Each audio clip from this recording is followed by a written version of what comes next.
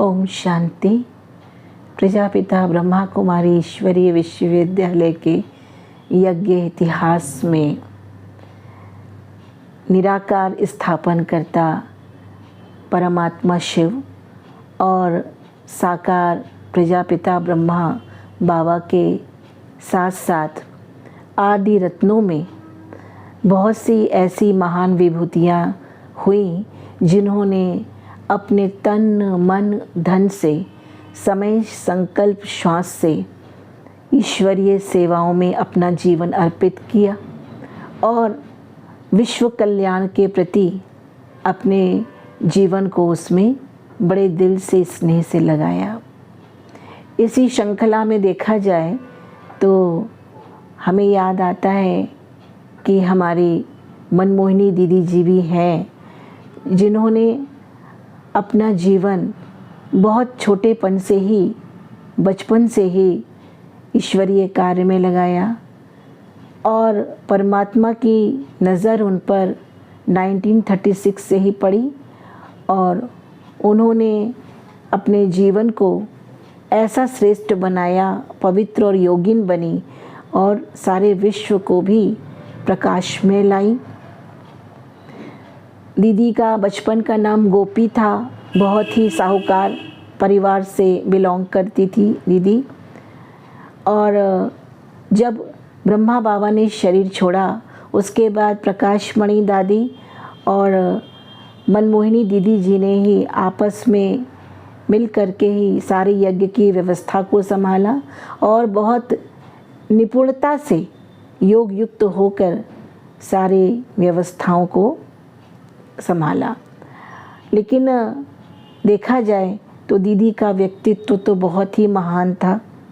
दीदी इतने कहा जाए दिव्य गुणों की और श्रेष्ठता महानता की धनी थी कि उनके अंदर सारे गुण और शक्तियाँ प्रत्यक्ष नज़र आती थी।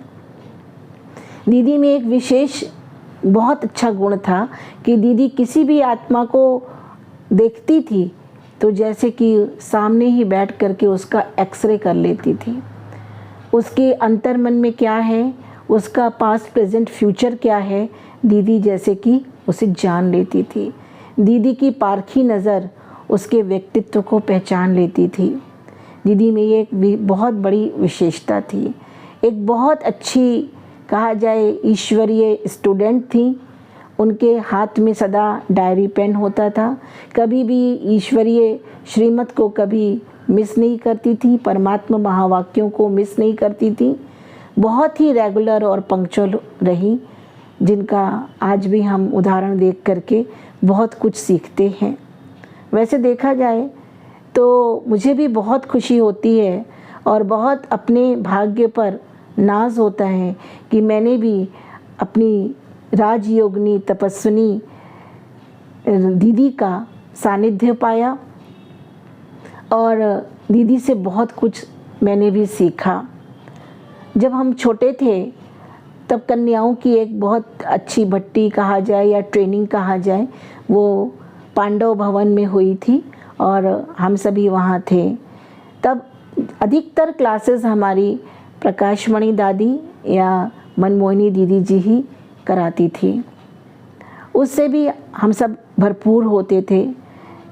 दादी दीदी का प्यार तो हम भुला भी नहीं सकते हैं।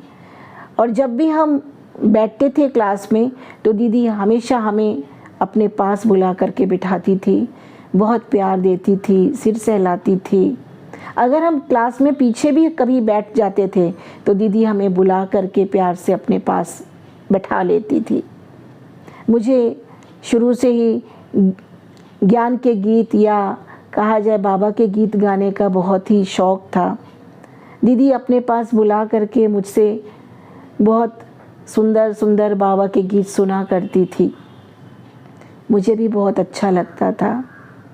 एक बार की बात मुझे याद आती है कि हमारी लौकिक माता जी ने मुझे दीदी के सामने बिठाया और दीदी से दृष्टि देने को कहा। दीदी ने मुझे पावरफुल परमात्मा दृष्टि दिया। वो सीन मुझे अभी भी याद आ रहा है, वो दीदी की पावरफुल दृष्टि कैसे मुझ आत्मा पर पड़ रही थी, और जैसे कि हम इस धरा पे थे ही नहीं और जैसे उड़ा ले गई। और दीदी के मुख से निकला, ये तो है ही सरस्वती। दीदी के मुख से ऐसे शब्द निकलना मेरे लिए बहुत बड़ा वरदान बन गया। मैंने ये समझा, ये दीदी के महावाक्य नहीं, ये परमात्मा का वरदान है जो आज मुझे प्राप्त हुआ है। मेरी खुशी का ठिकाना ही नहीं था कि भगवान ने मुझे अपने ज्ञान रत्नों से सजा करके मुझे भी ऐसा महान बनाया। तो बहुत अच्छा लगा मुझे दीदी के ये शब्द सुन करके। अक्सर करके दीदी जो है बहुत प्यार से हम सबके साथ में मिलती थी, बैठती थी, कन्याओं के साथ बहुत ही उनका बहुत प्रेम भरा मना कहा जाए साथ रहा है। लेकिन वो भी घड़ियाँ मुझे याद है कि हम सब की क्लासेस चल रही थी, भट्टी चल रही थी। वो समय था 1983 का, जब दीदी के साथ हम थे, परंतु दीदी की तबीयत थोड़ी ठीक ना होने के कारण और ज़्यादा ही तबीयत में उतार चढ़ाव होने के कारण दीदी को फिर बॉम्बे ले जाया गया। उस समय दीदी ने हमको बुलाकर कहा कि ये समझना कि दीदी आपके साथ है, आपके पास है। दीदी ने मुझे बहुत प्यार दिया, सांत्वना दी, और हम उसी समय वहाँ ही थे जब दीदी बॉम्बे गई। और उसके बाद कुछ दिनों के बाद, 2-4 दिनों के बाद दादी प्रकाश मणि जी उनसे मिलने बॉम्बे जा रहे थे हॉस्पिटल में। तो सभी ने कहा कि दीदी आपसे बड़े प्यार से गीत सुनती थी, बहुत प्यार करती थी, आप दीदी को कोई अच्छा सा गीत बना करके उनको रिकॉर्ड करके भेजो। वे दादी अपने साथ लेके जाएगी और हॉस्पिटल में दीदी को वो रिकॉर्डिंग सुनाएंगी। तो हिस्ट्री हॉल का वो सीन मुझे याद है कि दादी प्रकाश मणि जी हम सबके बीच थी, अन्य और भी दादियाँ हमारे साथ थीं, और वो हिस्ट्री हॉल का वो कहा जाए दृश्य सामने है मेरे कि उस समय बड़े प्यार से मैंने दीदी के लिए गीत रिकॉर्ड किया और दादी उसे अपने साथ लेके गई। फिर दादी ने हॉस्पिटल में जाकर दीदी को वो गीत की रिकॉर्डिंग सुनाई। दीदी ने वो बहुत प्यार भरा, कहा जाए स्नेह भरा मुझे रिस्पॉन्ड दिया और सदा खुश रहो, सदा विजयी भव का वरदान दिया। साथ साथ वो गीत की लाइन भी मुझे याद आ रही है। समय तो काफ़ी हो गया है, लेकिन फिर भी अब आज भी वो गीत मुझे थोड़ा सा याद है, वो थोड़ा आपके आगे रखती हूँ। मैंने दादी से कहा दीदी के बारे में, दादी जी हो, दादी जी मेरी दीदी से कहना, ओ मेरी दीदी से कहना, बच्चे याद करें हो, दादी जी मेरी दीदी से कहना, ओ मीठी दीदी से कहना, मधुबन याद करे हो, दादी जी।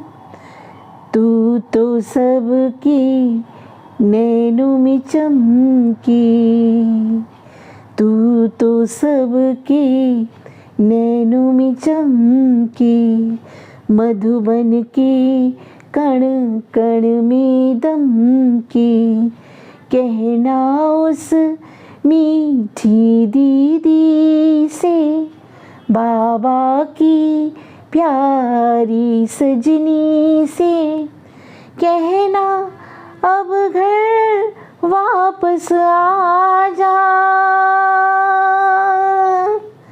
कहना अब घर वापस पास आजा, तू है घर का गहना, बच्चे याद करें हो दादी जी।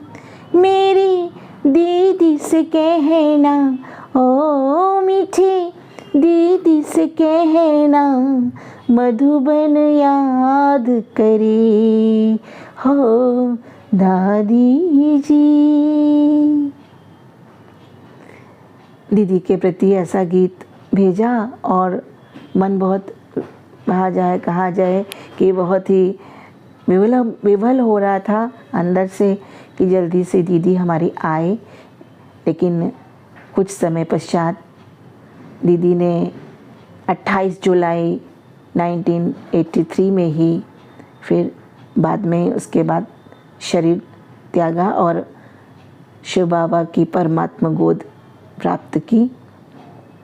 ऐसी महान विभूति के लिए मेरे पास कोई शब्द ही नहीं है, क्योंकि मैंने इतनी पालना ली। ऐसी माँ की पालना, ऐसे कहा जाए इसने ही पालना कभी भुलाई ही नहीं जा सकती। उनके लिए कोई भी शब्द कहना, उनकी महानता, उनकी पवित्रता, उनके योग युक्त जीवन, इनके दिव्य गुण मूर्त जीवन के लिए कोई भी बात कहना, कोई भी शब्द कहना जैसे कि सूर्य को दीपक दिखाने समान ही है। तो आज के दिन उनकी याद आई, क्योंकि ये जुलाई मास दीदी का मास है और आज के दिन खास दीदी की याद आई कि ऐसी दीदी सदा ही हम सबके ऊपर वरद हस्त रखते हुए अव्यक्त वतनवासी तो हो ही गई, लेकिन आज भी दीदी की कहा जाए सकाश प्रकंपन हम आज भी अनुभव करते हैं। और सिर्फ केवल यही शब्द याद आते हैं कि इस भूमि पर कोटि कोटि आते हैं और जाते हैं। इस भूमि पर कोटि कोटि आते हैं और जाते हैं। कुछ आते जो दिव्य कर्म नाम अमर कर जाते हैं, नाम अमर कर जाते हैं। ओम शांति।